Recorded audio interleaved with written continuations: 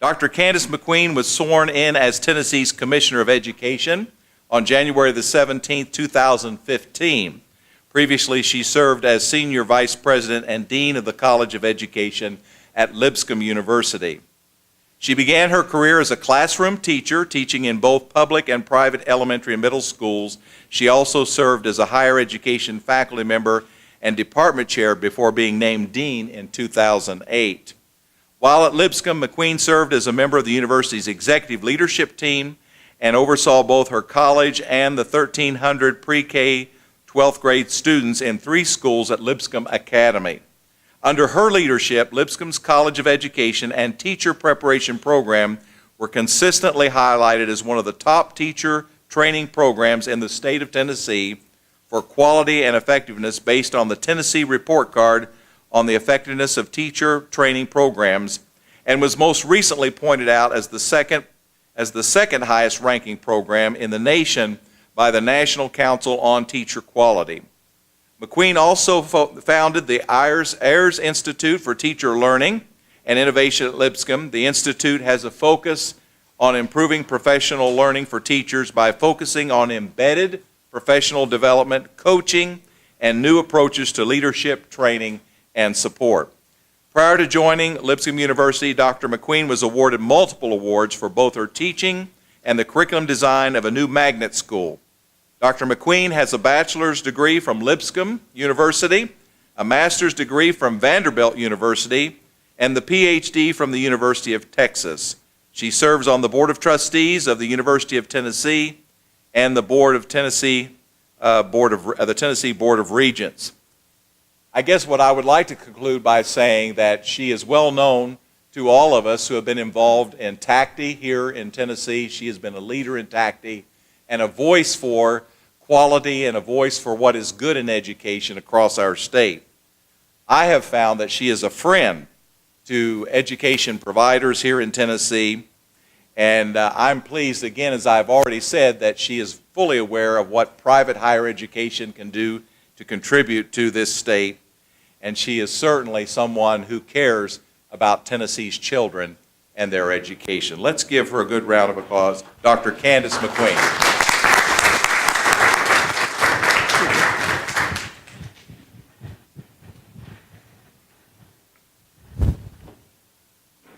All right. Already messed it up. I haven't even started.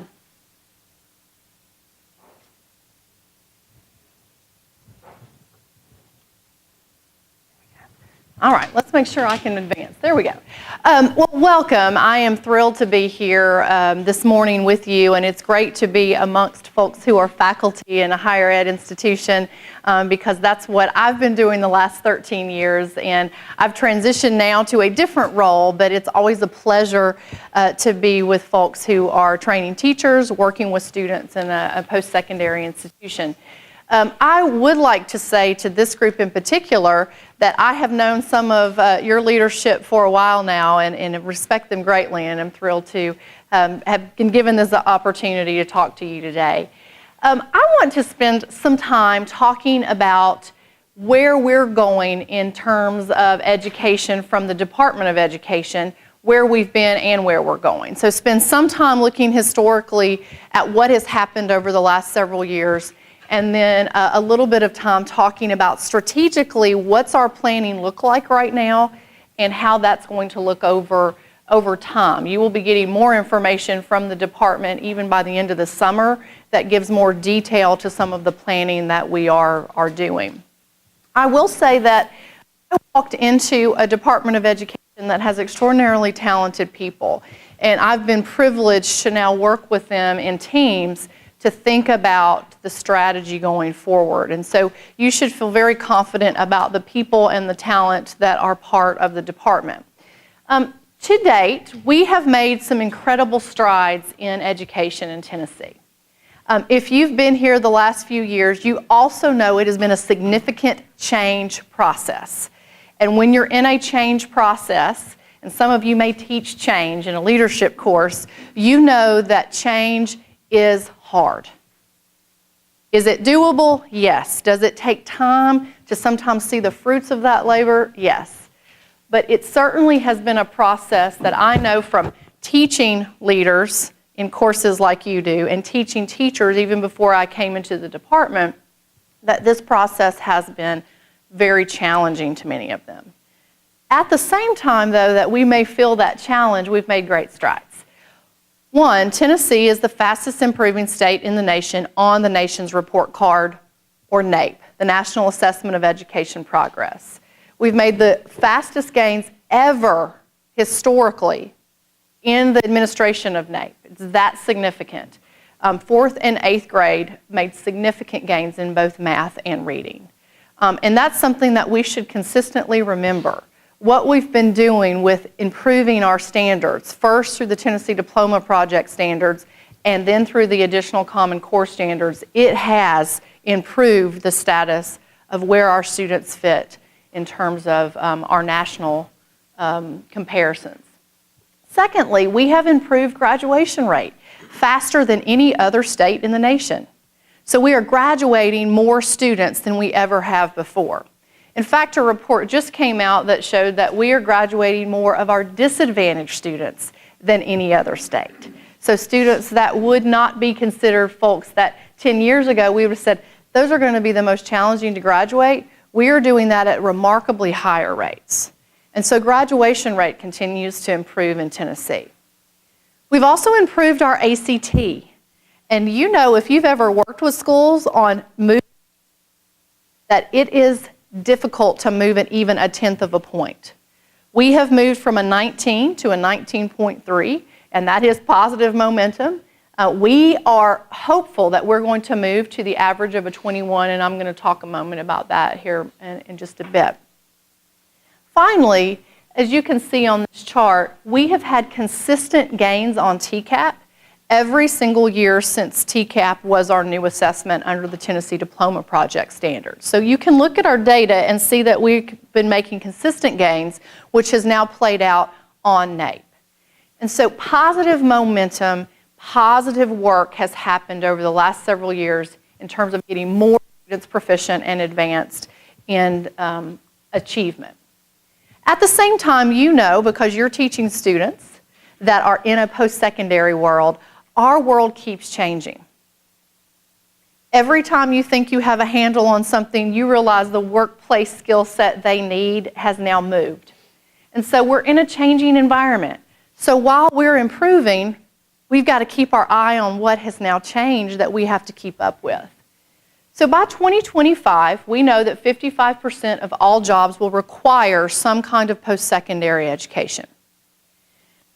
That has been well known in Tennessee as we talk about the drive to 55, right? You need more students with some kind of college credential. We also know that under Tennessee Promise, we have some opportunity there that I'm going to talk about. We also know at the same time that post-secondary graduates tend to make more money, right, than someone who just has a high school degree. Bigger. It's remarkable by our own data what we're now learning about the gap between high school graduation and any kind of post-secondary credential. And I'm going to show some Tennessee data that may be startling to you. Finally, these gaps continue to grow, and over the last 5 to 10 years, they've become very substantial. So a student who is graduating and getting a job directly without some kind of credential will be in poverty unless they are adding credentials to get better paying jobs. It is a fact in Tennessee. We also have a reality check that while we've made improvements and while the world keeps changing, we are still in a moment that has not improved to the level we need it to. Less than half of all third grade students and less than half of all eighth grade students are proficient or above in reading. Let me say that again. Less than half of all students in third and eighth grade are proficient in reading. We know that reading is an indicator of post-secondary success and whether students will graduate at all. And so we have to have more students able to read on grade level at least by the end of third grade. And we will be talking more about that in our strategy in Tennessee over the next several years. We also know that less than 40% of all high school students are proficient in English 3. So well past 4th and 8th grade, when they're getting into their high school years, we are still losing some ground in literacy at the high school level. And we're going to talk through a little bit in a moment about think through in high school strategies and what we can do to improve some of these numbers that tend to not move in high school at the level we need them to. This is our most recent data. We've got some new reporting from the Tennessee Higher Education Commission that will come out very soon. But in fall of 2013, almost 64% of first-time freshmen in Tennessee community colleges took at least one remedial or developmental course. Now, we believe that number is getting less and less, but by this number, it's 64%. That should also be startling. We've been higher than that at times, and so it is reducing. It's still too much. We have folks graduating, and we're excited that they've checked off the boxes and they went through high school graduation, but they don't have the preparation to do the work that we're asking them in a post-secondary world. And finally, while we have made great strides on the nation's report card that are extraordinary, we are bottom half of all states report card. Bottom half. That is an indicator of an educated workforce to businesses may make decisions to come to Tennessee. And if you're still sitting in the bottom half, even with great tax rates and no income tax, it's still not impressive because folks will sit down, and the governor has told the story many a time. I think we'll be sitting down in a meeting, and some company that's thinking about coming to Tennessee will want to talk about tax incentives, some kind of break. You know, some kind of conversation about incentivizing them to come. He said more often than not, 90% of the conversation is about what? Do you have the educated workforce to do the job in the area I want to bring my business? And so what more important than financial incentives are, do we have the folks who can do the work in Tennessee to move us to the level that we need to be? So here's some data that I want to share with you that is from our P20 database that was initially funded through Race to the Top. This P20 database is an opportunity for us to collaborate with multiple departments and divisions, not only internal to the department, but across state government. And we use this database to begin to make some conclusions about where we are as a state and its connectivity to education attainment. We looked at a group of freshmen. This is a 2007 cohort of high school freshmen. And I will also tell you, we've also looked at the 2008 cohort, and the numbers I'm going to share with you are very similar between 2007 and 2008. We had about 10,500 or so students that did not graduate from high school from that particular cohort. Now, this is folks who graduated on time with your regular diploma. This many did not graduate out of a cohort of almost 73,000 students. Okay, so you can make your own assumption. Was that too high? Was that too low? It's too high because the floor now is graduation. We've got to get everyone at least to graduation. Secondly, about 22,000 students graduated from high school, which is helpful, right? They at least graduated. They went directly into the workforce.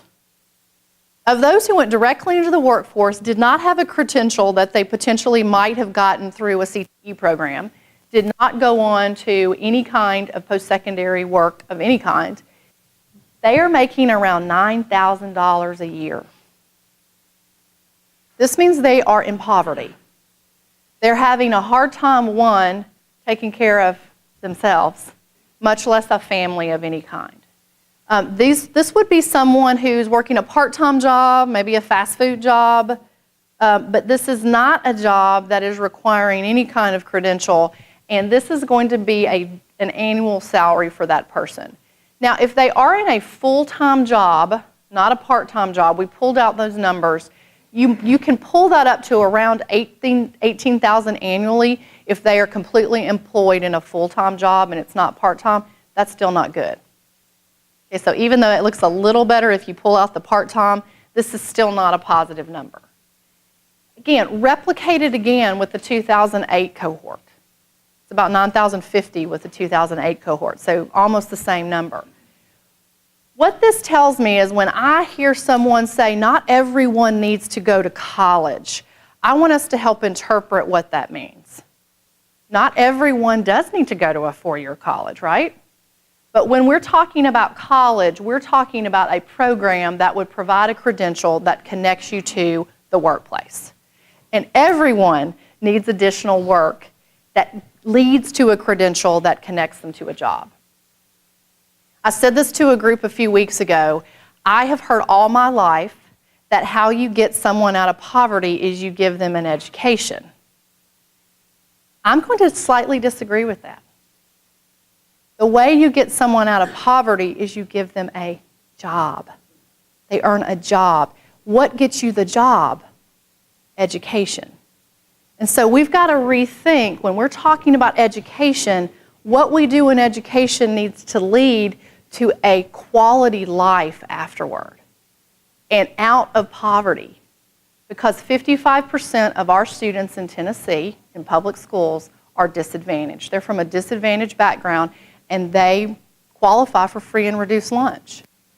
So if we are not thinking about moving them toward quality of life through job that pulls them out of poverty, what is the education for? So our connectivity to the reality of where they're going to be after graduation has got to be front and center. Our work in the department will be to align what we're doing to actually what Department of Labor and Department of Economic Development say they need, while still remembering we want people to be great critical thinkers, right? We love the liberal arts background. I do too. Those things aren't going to disappear, but those have to be embedded in skills that are going to directly lead them to jobs when they graduate and have a credential and go on to college. Now, this is another startling statistic. We had around 40,000 or so students that did enroll in some kind of post-secondary program. This could be a certificate program, it could be a 2-year program, it could be a 4-year program. Okay, so post-secondary would include all of that. We had around 58% still enrolled after year 1. So that means 42% were not enrolled after year 1 in any of these post-secondary programs. Does that surprise anybody in here? That number somewhat surprised me. Now, but remember, I'm coming from a 4-year school, and we keep more of them after the first year. But statewide, we're struggling keeping our students enrolled in post-secondary, even though we had a good number that went. And so we have to do a better job of keeping them in our programs. So with that knowledge, we have some work to do. Now, we do believe Tennessee Promise is going to open up a variety of opportunities for us. There will be challenges there too, but opportunities are to move students into 2 additional free years of post-secondary, 13 and 14. So we can now think of Garden through year 14 program with the intent of having credentials embedded in those programs. For students to go on to a TCAT, a Tennessee College of Applied Technology, used to be our technology centers, those TCATs can lead them to credentials that have students coming out making very high wage positions in roles that we need in Tennessee. So that's a route. We also want students going on to community college who may not have ever thought about post-secondary. They go to a community college, they're very successful, they get out with a degree that connects them to a workplace need. Or they get inspired and they want to go to more college. And they use those transfer credits and go to a 4-year college and get a degree, and then potentially get other degrees after that. What we're learning, though, through Tennessee Promise is that many of our students have never thought about going to college. And so the ability for them to see what is possible is changing the pathway of their existence, because now they see this as a real opportunity. So this is our new priority. It's success after graduation. As long as I can remember being in education, we've talked about getting students to graduate, right? And so your pathway is how do we successfully get students to graduation, all students. And that is an important requirement. We have to think through what we do in K-12 even higher, though. How are you in 9th, 10th, 11th, 6th, 7th, 8th, talking to them about what happens after you graduate and the skills that they're going to need afterwards, whether those are academic skills or soft skills, emotional intelligence skills, workplace skills like grit and determination, responsibility, right, being on time. All those things we also need to think about inside what we do in K-12. Our new Commissioner of Economic Development, Randy Boyd, who some of you may know because he's from this area in Knoxville, he shared with me that over time, the percentage of students that actually have some kind of job in high school has now declined significantly. So we used to have kids that would have a summer job. They would do something that might be part-time. That number continues to decline. We have fewer and fewer students while they're in high school with any kind of work at all. And so the new normal is that you have students now graduating from high school without some of that responsibility that goes with the summer job or goes with some of these experiences. And that's been a really interesting statistic to follow because we've got to be thoughtful about what messages do we now have to send because we don't have as many students getting those social skills, responsibility skills, and some of the work that they do even in the summer. So we have 4 goals through the Department of Education that we will be working on that would be metric goals. These are goals that we can follow and we can show are we making progress or not. First, we know that we've got to continue to make great strides on the nation's report card. We believe we can continue to be the fastest improving state in the nation on NAEP.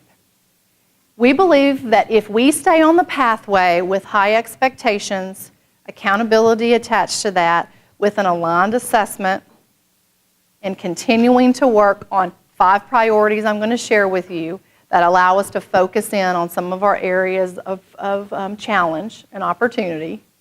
If we do that, we believe we can rank in the top half of all states on 4th and 8th grade NAEP by 2019. Now, if we go backwards and we make decisions that don't keep us on the pathway of higher expectations, then we will struggle to meet that goal.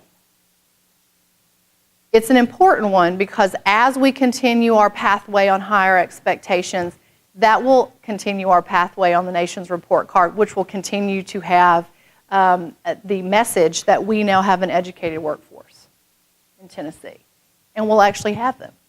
Secondly, we believe that the Tennessee high school seniors can improve faster than any other states. There is a 12th grade NAEP, and we're going to have baseline data this year. Our students just took the NAEP in Tennessee.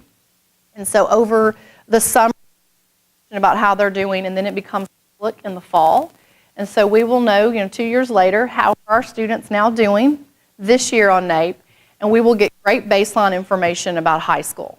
High school will be a strategic area for us over the next few years, and if we stay on that pathway with the baseline we know this year, we believe that we can be the fastest improving state in the nation on the 12th grade NAEP by 2017, which will be on the next administration of NAEP. And so some very positive momentum is building around high school. The average ACT score, as I said earlier, is a 19.3. For a student to access the Hope Scholarship funding, they need to have a 21. And so our goal will be to continue to increase our state average ACT to a 21, so more students have the choice to take Hope money and go into our universities. This has been a conversation item that we've had with directors of schools over the last 3 months.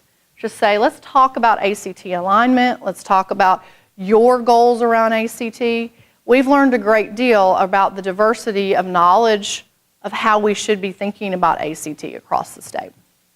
ACT is a measurement of college readiness. Interesting, I didn't say college and career because ACT just put a report on the 15th, on tax day, and on that report it says, actually, we're definitely college readiness.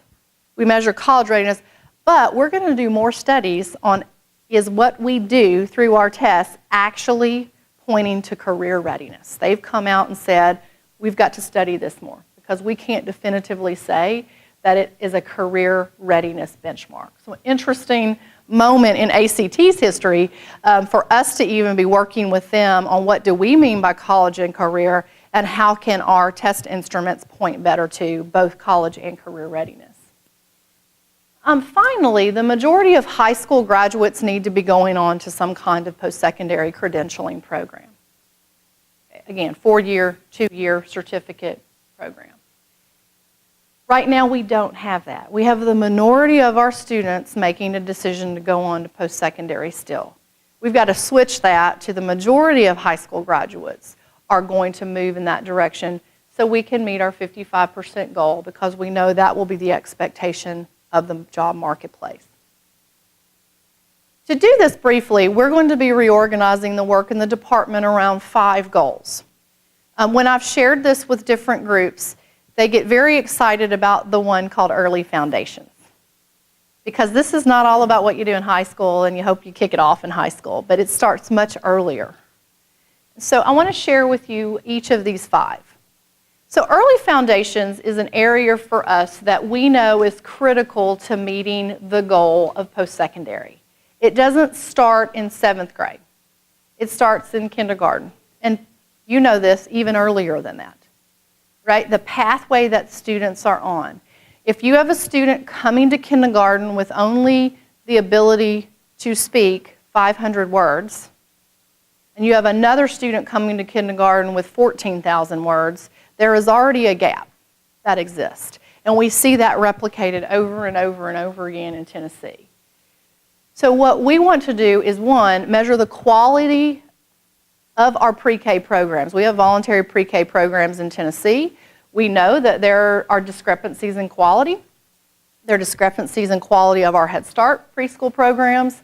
And so we've got to learn from what our quality programs doing that have more students in kindergarten ready, particularly with literacy and numeracy skills, and what are the ones that are not doing that, quite frankly, and what can we do to better give data back to programs around what do you need to improve. We believe that these discrepancies are pretty wide, and so quality indicators, more quality control from the department will be needed to get more students kindergarten ready. Then what do we do in kindergarten? Is kindergarten a repeat of pre-K? We hope not. We hope kindergarten is building foundational skills that are definitely social emotional, but also around the building blocks of literacy and numeracy. And so what we do will be to look at not only pre-K quality, but also kindergarten readiness and what the kindergarten actual curriculum and standards should look like. We believe we have very high quality kindergarten standards. We need to ensure that what's happening with those standards is good practice. And right now we don't have fabulous assessment data that's actually giving us that information that's cohesive across the state. Finally, kindergarten through 2nd grade are crucial. And we will be building our kindergarten through 2nd grade literacy skill sets. And we're looking specifically at a 2nd grade assessment. Folks have asked me everywhere I've been, principals say, I don't have great measurements of what they have when they come into 2nd grade and what I need to do to get them ready to read by the end of 3rd grade. And so we will be looking, we're going to put out an RFP for a 2nd grade assessment that would actually be a pre-post assessment. So pre, what do they have coming in based on all the work that you've done, and what do they have going out? So the 3rd grade teacher will now know what's the benchmark that I'm starting with. Quickly, we also think we need to support educators differently. We have great data around teacher evaluation, and I'm going to say extraordinarily positive things because of what I've seen of how teacher evaluation has changed some of the language around what good teaching looks like in that observation component. We need to do more with that data to give you embedded, personalized, individualized professional development once we know that information exists. Okay? So we've got data, we've got feedback, now what are we doing with it to improve what you do? From a preparation perspective, this will be a lot of our work here. Because there's a preparation piece to this. Do we have our teachers prepared for the future? Okay, what they need to do to teach literacy, do they get that preparation in our programs? I would say, from what I know about how we teach literacy across the state, that it's fairly average. We can do more to teach intervention skill sets, very scientific skill sets on what do you do when kids aren't reading where they're supposed to be. All teachers, all general ed teachers need to have that information. And so improving our literacy understanding for new teachers will be very important. Oh, by the way, student attendance and other non-academic factors are big deals. We've got to actually talk about those more. When kids are not at school, they cannot learn. They cannot meet the expectations. And we are not doing enough to talk about that one and other chronic issues that students are bringing with them that have to be connected to, you're not improving academically? Well, there are all these reasons that we're going to have to work on and use our data to better inform schools. This is a problem at your school. What can we do in your community to improve that and support you in improving that? All right, I'm going to do this in 5 minutes because I think I have 5 minutes. Is that right? Okay, 5 minutes. All means all. All students must be successful. Our special ed students, our students that have English as a second language, our students that come from disadvantaged backgrounds. We still have gaps. We've got lots of improvement that's happening, but our gaps continue to widen. Where we have certain groups that are improving, in fact, they're all improving, but they're improving at such an extent that we still have groups that are being left behind. And so our work in RTI, with ELL, with our disadvantaged students from special ed backgrounds that typically have multiple disabilities, we've got some new strategies that we'll be talking about that connect to RTI. Empower districts. We know that our districts need more flexibility. What's happening in Hamlin County and the challenges there are different than what's happening in Knox County. And so you've got the same expectations, but we want some flexibility in how you meet those, and how we actually work with districts will be to provide options to you. Same expectation, but we're going to allow you in your area to make some decisions. And finally, this is one that is one of the most important in terms of meeting our Drive to 55 goals. We know that high schools are better at graduating students, but they still lack data about where they're going and are they being successful. So our data system can provide better information back to high schools about where are you sending your students, and when they get there, do they make it? Every district I've been in where I've been able to talk to a high school principal, I'll say, tell me where your students go. And there's lots of guessing, because we don't have that information at the level we need to. In a college, you tend to have better information, right? You're tracking lots of things. We need to have something similar in a high school. High schools, by the way, are still not advancing students sufficiently. We got great data in 8th grade that shows the pathway students are on. It looks almost identical to what actually happens in 12th grade. But guess what that tells us? If a student's not on the pathway in 8th grade to being successful, we're not doing much to make sure they're successful by 12th grade.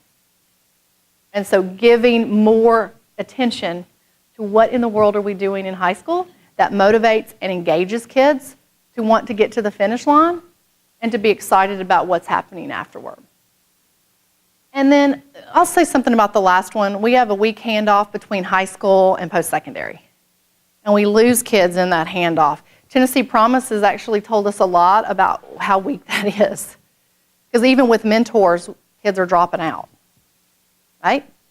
It's much better, but we still have kids not making that transition well. So what can we learn from that that will help us make decisions about how we bridge that gap? Now, I know I'm out of time. I did get a question earlier that I want to address, if that's okay for the group, and then I'll end there because I know we're tight on time. But I want to note there was a question about the CAPE standards, and specifically for teacher prep. how are those CAPE standards going to be utilized with teacher prep, and specifically the question was data. Right, so what data will the state be providing to help us meet the CAPE standards, and what data would the program be expected to keep? We are, as a State Department, partnering with a vendor called Randa. It's an excellent vendor. It's actually one of the best vendors that I've seen in this kind of a partnership. That partnership is allowing us to create a database through our Teachers and Leaders group, which has teacher preparation under it, that will have data from lots of different indicators in one place that we can then feed back to you for the annual reporting that will not only be required by the state, but will also be a CAPE reporting requirement when you get to CAPE accreditation. And so our goal is to keep better data for you so that when you are at that point, you haven't had to figure out where's my 7 years of data and where did it go, where did I keep it, but to do work with you to keep that in one central database. We also are having meetings with THEC, Tennessee Higher Ed Commission, to talk about how do we share our data better between the two departments, because it's fairly weak sharing right now because our systems don't talk to each other. Have y'all ever had that problem? They just don't talk to each other. And so we're looking at how can we get them to talk to each other while we have this new database in design, as opposed to figuring it out after we've already designed it. And so that work, I believe, will help the teacher prep program significantly. And as someone who's been in teacher prep and been on the other end of all those reports and accreditation, we know this is really important, particularly to the people in this room, for sure. So with that, I will say to you, we'll be happy to share the PowerPoint if you would like to have it. I can send that to whoever wants it, and you can send that to the group. But we would be happy for you to share it. We are in the stage right now of putting lots of meat on the bones of our plan, and we'll have much more detail to this as the summer progresses. Thank you for allowing me to come and share a bit about the work. I'm about 90 days in, or close to it, and it has been a delightful experience, and I appreciate the encouragement and the collaborative spirit that I've certainly felt from higher ed in particular. So thank you very much.